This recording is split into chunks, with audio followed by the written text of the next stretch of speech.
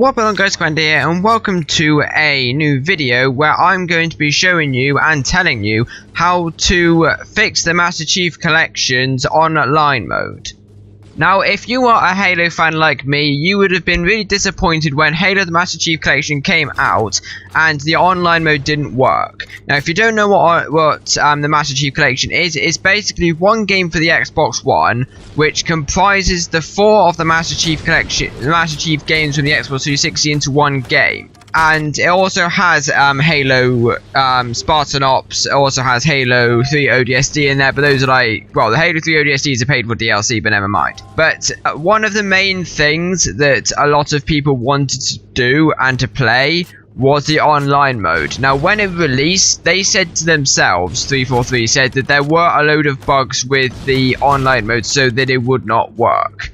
And up until a few days ago, I actually thought that the online mode didn't work at all. Now, I knew there were a few patches that had been released, but and as far as I was aware, my Xbox had downloaded them as and when it needed to. But as far as I was concerned, I could get into a game about 10-20% of the time, but it was very, very rare. And also, every time I went onto the online mode, I was always getting downloaded latest data and all of this. It would stay there for ages. So, this video is just basically going to be telling you how to fix that. So, the first thing that I would recommend is to uninstall and reinstall the game. Now, I know this may be a bit of a pain, and it may seem a little bit like stupid that it's probably one of the first things that people would think to do, but by doing this actually was one of the main solutions of getting the online mode to work. And basically why I did it is because I read somewhere that there were some patches that had been released. Now, as far as everybody was aware, they would have been downloaded automatically, and would have been downloaded onto the game automatically. But what this fresh install does is it uninstalls the game and completely wipes it off your internal or external hard drive, whatever you've got on your Xbox One, and it basically reinstalls it with everything that it has at the moment. So any updates, the actual initial game and online mode, all the patches that it's been installed with, and anything any updates that are available and that have been released up until the day that you were finished installing it. And I believe that I had a couple patches which were not like installed onto my game either at all or properly. Now, I know uninstalling the game and reinstalling it is a pain because Xbox uses an awful lot of bandwidth on your modem, but something that I actually figured out how to do a little while ago, which I tried and it actually worked, and it sort of like makes the game a lot nicer to play and a lot nicer and easier to download. Is basically so you put the disc in and it says begun installing. Now, by default, it will install both the game and the online update both at the same time by using your bandwidth for the entire thing. Now, while the actual game is installing and downloading onto your Xbox, if you go offline, whether that means unplugging your Xbox via Ethernet or switching your modem off, or simply going into the settings, going into network settings and clicking go offline, which is probably what I would recommend to be the easiest one you can do, that means that it will install the game, only the single player mode, onto your hard drive, and it will not take up any bandwidth. I can assure you it will go zooming fast. Now, the only disadvantage to doing this is because what you have downloaded is only the base game. Because let's say, for instance, I didn't have Xbox Live. I know I do, but let's say, for instance, I didn't have Xbox Live. I would not need, or I would have any need to play or download the online mode because I didn't have Xbox Live, but I had no need to use it. So I would essentially be offline so I can download the game and it would go super quick for me. That's the sort of the reason why it's there, but it's a hidden feature that not a lot of people know, and the bandwidth problem is sort of a fix for that. But the only disadvantage to that is that to download the online parts, you actually need the bandwidth and the internet to download it totally. It's sort of better because the actual game itself is about 50 gigabytes.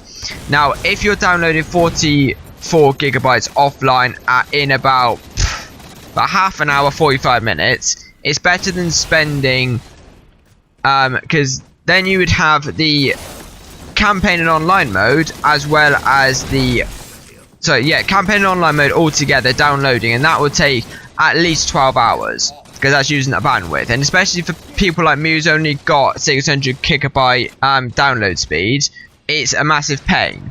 Now don't get me wrong, the offline mode, the online mode, the update it's still 11 gigabytes. It does take a while, don't get me wrong, but it's better, it's less big, sorry, I'm gonna say less small then, I don't know what I'm going on about. Less big, I should just say smaller, right? It's smaller, so it takes less time.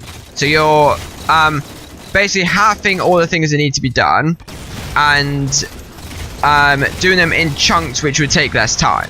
So that is sort of an easier way to do it. I mean, they're way more complicated than it already is. It'll be in the description below how to do it. Once you've actually downloaded the game properly, one of the things I have faced a couple times is still the downloading latest data. So downloading latest multiplayer data. Now, what I searched up on the internet of how to do that, of how to get rid of this, and what it basically is. Now, as far as I'm aware, and everybody else is concerned, it's a glitch with the Master Chief Collection.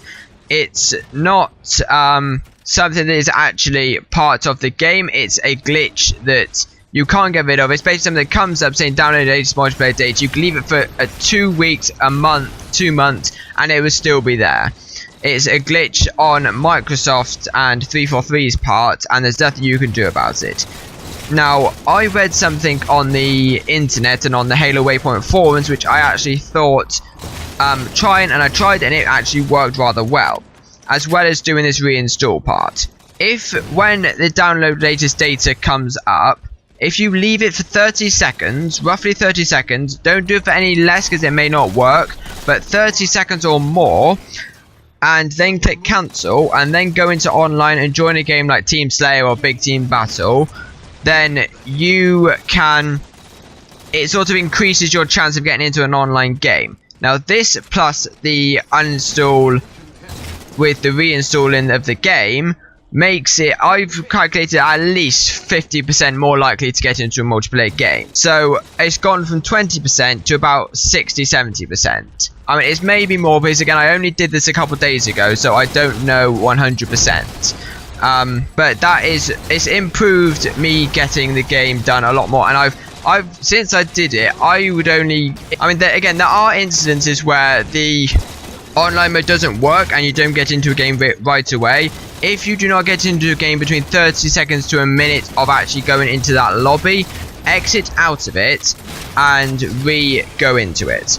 Because if you leave it for too long and it's a glitch lobby, then something has gone wrong and you need to go out because otherwise you'll be there for ages.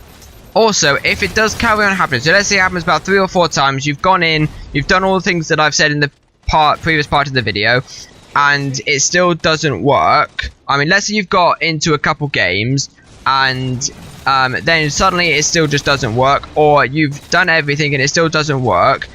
Try either hard resetting your console, so unplugging it from the mains and plugging it back in, or if you press your Xbox home screen, go into the recent tab and click the small right button, yeah, I think it's the right button with the little 3 dashes, go down until it says quit the game and then reopen it. Do either of those two and it should work. It may just be a glitch with your Xbox and having just hard resetting it more or less often, more often than not, fixes the problem. As far as I have tried and it has worked. So anyway, that is about all we have time for in this Let's Play video here. I would say Let's Play, it's a tutorial video, but it's a Halo tutorial. So I hope you have found this handy. If you have found it handy, smash that like button. If you want to see more tutorial videos which may help you with other types of stuff, hit that subscribe button as well for more awesome tutorials that can help you in any which way. If it has helped you, leave a comment down below just in case anybody else wants proof that it's actually worked before they go through this long process of actually doing it. So you can say, oh, it's definitely worked, this has worked, and what have you. If you also have any problems with this tutorial, like something doesn't work, or you'll get another message of various descriptions, comment down below and I'll try my best to help you. Bearing in mind, I'm not a Microsoft technician, I don't know everything about the game, so some things I will try my best to help you with, some things that I may not be able to help you with, but I will try my best nonetheless. So I hope you guys have all enjoyed, and I shall see you all in the next video. Bye!